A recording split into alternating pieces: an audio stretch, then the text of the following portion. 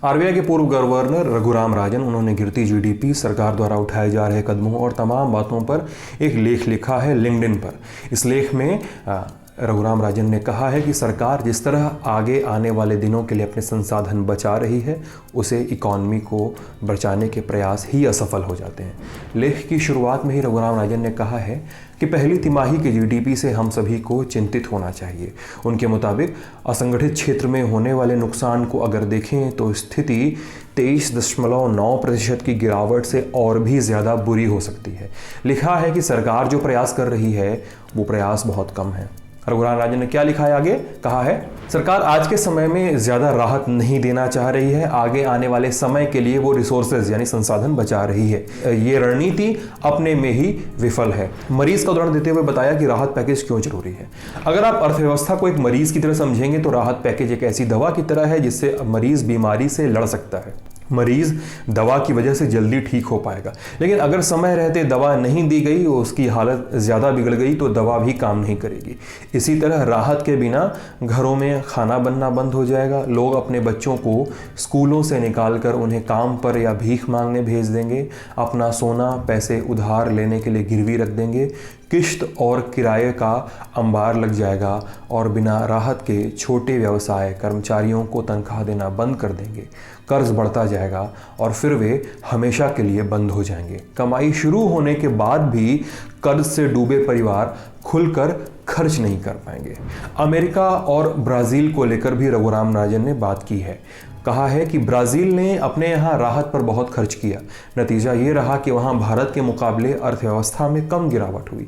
वहीं अमेरिका ने अपने जीडीपी का 20% राहत में लगा दिया, फिर भी वो चिंतित है कि 2021 के आखिर तक उनकी अर्थव्यवस्था प्री कोविड लेवल तक आ नहीं पाएगी। ऐसे में भारत को वी शेप्ड रिकवरी का दावा करने के बजाय राहत पैकेज पर ज़्यादा ध्यान देना चाहिए। अब उन्होंने आगे कहा कि सरकार को हर दिशा में प्रयास करने चाहिए और बेहद बुद्धिमानी से खर्च करना चाहिए। सरकार को ऐसे प्रयास करने चाहिए कि बिना खर्च किए अर्थव्यवस्था आगे बढ़ने लगे, और इस सब के लिए बेहद विचारशील और सक्रिय सरकार की ज़रूरत है। लेकिन दुर्भाग्य है कि सरकार शुरुआत में कुछ दिनों तक काम करने के बाद अपने खोल में वापस चली गई है। राजन ने कुछ और सुझाव दिए हैं, देख लीजिए, जान लीजिए। कहा है मनरेगा एक जांचा परखा तरीका है, सरकार को ज़रूरत के हिसाब से इसको काम में लाना चाहिए। महामारी की समय सीमा को देखते हुए गरीबों और शहरों में रह रहे लोगों को जिनके पास मनरेगा की सुविधा नहीं है, उन्हें और ज़्यादा कैश ट्रांसफ़र की सुविधा सरकार को देनी चाहिए। सरकार और सरकारी कंपनियों को जल्द से जल्द अपने भुगतान क्लियर करना चाहिए जिससे पैसे का फ्लो दुरुस्त हो सके। छोटे उद्योगों को पिछले साल के जीएसटी में पूरी या थोड़ी राहत देने की ज़रूरत है, इससे छोटे उद्योगों को मदद मिलेगी। साथ ही सरकारी बैंकों को जिलाने के लिए सरकार को अलग से संसाधनों को मैनेज करना होगा। प्राइवेट सेक्टर को भी मदद के लिए हाथ आगे बढ़ाना होगा। अमेज़न, रिलायंस या वॉलमार्ट जैसे अमीर व्यवसायों को छोटे व्यापारियों की मदद करनी चाहिए ताकि वो अपने पैरों पर खड़े हो सकें। साथ ही सरकार को इंफ्रास्ट्रक्चर कंस्ट्रक्शन में निवेश करने की ज़रूरत है, इससे नौकरियां पैदा होंगी और स्टील और सीमेंट जैसी चीज़ों की ज़रूरत पैदा होगी। दुनिया भर की रिकवरी भारत के मुकाबले जल्दी होगी। ऐसे में निर्यात को तरजीह देना भारत के लिए एक अच्छा ऑप्शन हो सकता है, और उसके लिए सरकार को अपने मौजूदा टैरिफ को कम करना होगा ताकि आयात भी कम कीमत पर हो सके। और टैरिफ सेट करने के बाद सरकार को उसमें बार बार बदलाव करने को कठोर बना देना चाहिए।